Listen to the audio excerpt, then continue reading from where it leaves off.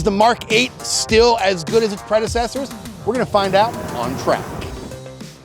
I'm looking up here at our Race Logic Performance Box Touch, and it's telling me that it is in the neighborhood of 5 seconds faster a lap than the Mk7 GTI we tested here. But 5 seconds on a minute and 20 something track is a lot of time.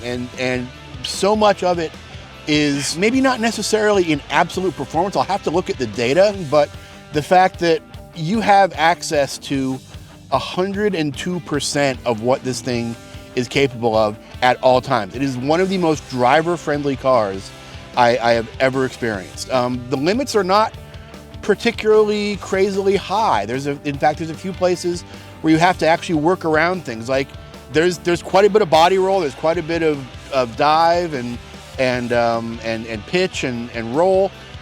So when you're applying the brakes, say in a hard braking, you have to give that initial brake a little bit of time for that weight to transfer forward onto the front wheels, and then you can roll into it harder. But it happens very intuitively. And the same thing with cornering. This thing loves the curbs. You can hammer every single curb out there and it doesn't upset the chassis. And in fact, there's places where you can use the curbs to sort of force the issue on weight transfer and make the thing just do whatever you want it to do. There's a little section of S's about halfway through our test track here at the Florida International Rally and Motorsports Park, and really it's not so much S's as it is like a bumpy straight. And because you're kind of hitting the curbs every single time, so you get into this sort of oscillation with both sides of the car.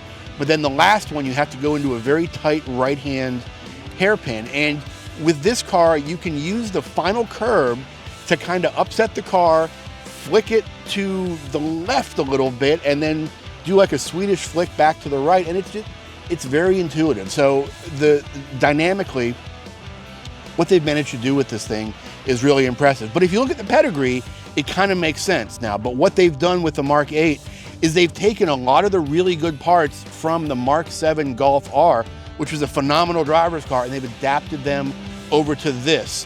For example, the front struts, a lot of the bushings in the front suspension all come off of the high-end versions, either the Club Sport or the R from the Mk7. So they took the lessons they learned with that previous generation, applied them to this one, and the base GTI is kind of a hybrid Frankenstein Mk7R using the evolution of this chassis. Cornering is just phenomenal. The car. If you're my age and you remember the Rabbit GTI ad, where the little GTI was jumping over railroad tracks and sliding around corners, like you feel like that. You just think about that when you're driving this thing, because you feel like a stunt driver. You feel like you can make this car do anything. 241 horsepower, 273 pounds of torque.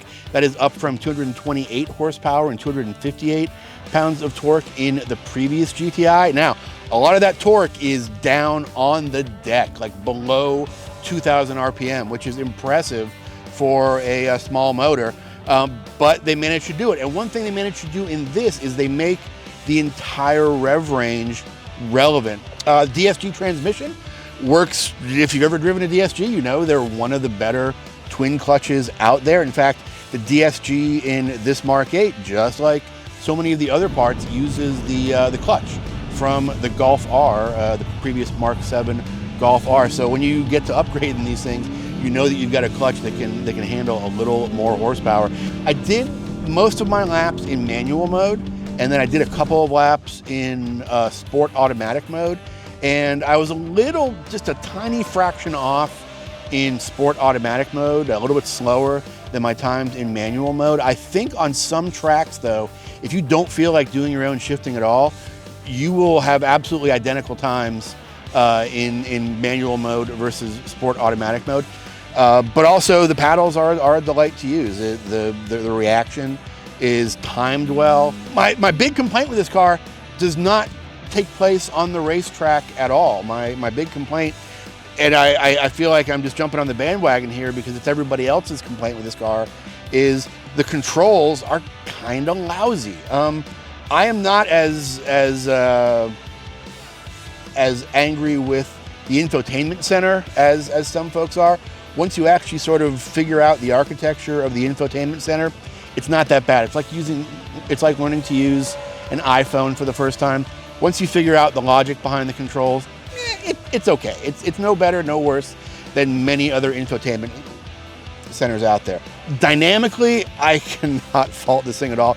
I will overlook a lot of mediocre buttons for how good this car is dynamically. We got a great lap time, but let's see what the data says. So we're going to take a look at the data from the 2022 Mk8 GTI. That is the blue speed trace you see down here, and the 2020 GTI, that's the red speed trace you see. A couple of spots stand out to me right away. If you look at the area that we're looking at right here, where the two cars are on track, that's a series of S's that really aren't S's at the firm. It's more like a straightaway with some curbs in the middle, and you're really hammering the curbs fast. And you see how much better the new GTI is than the previous generation at managing those curbs. You see this, the speed trace of that red speed trace of the 2020 GTI kind of going up and down as the cars make their way down essentially what is a very bumpy straightaway if your shocks can handle it.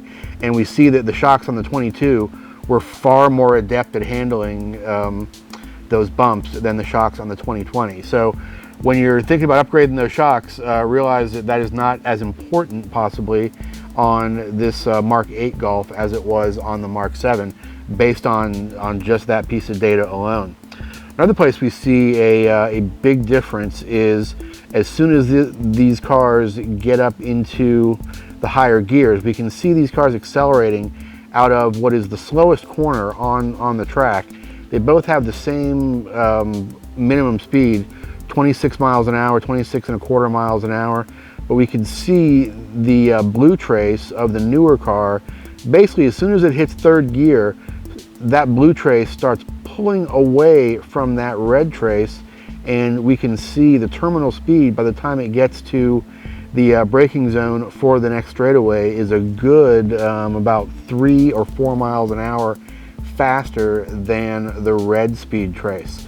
Both cars did a pretty darn good job through the sweeping left-hander here. We entered a little bit faster with the new car, but we exited by the time we got to the end of that long sweeping corner. Maybe our average speed through the corner was faster with the new car, but both cars did a fairly good job on the exit, which is where it really matters. But then you see down that next straightaway, the additional power of the 2022 GTI immediately leaps that blue trace of the new car past the red trace of the older car, and it just continues all the way down to the next braking zone. And horsepower is a wonderful thing, and combine it with excellent brakes and excellent handling, and you've got the recipe for a many seconds faster, a 5.5 seconds faster than the previous GTI. And a lot of that, again, is right here in the shock control through this bumpy area where we see that red speed trace. As we're having to go over those bumps, we're really having to get off that throttle to control the chassis over the bumps, whereas the blue speed trace of the new car, man, we are just pounding it right through there. So fantastic shock control, leading to better lap times. Hey, do you like the stuff we're doing here at Grassroots Motorsports? Go down, like this video, subscribe to our channel, and we'll see you anytime we launch new content. Also, check us out online at grassrootsmotorsports.com, and we will see you next time at the track.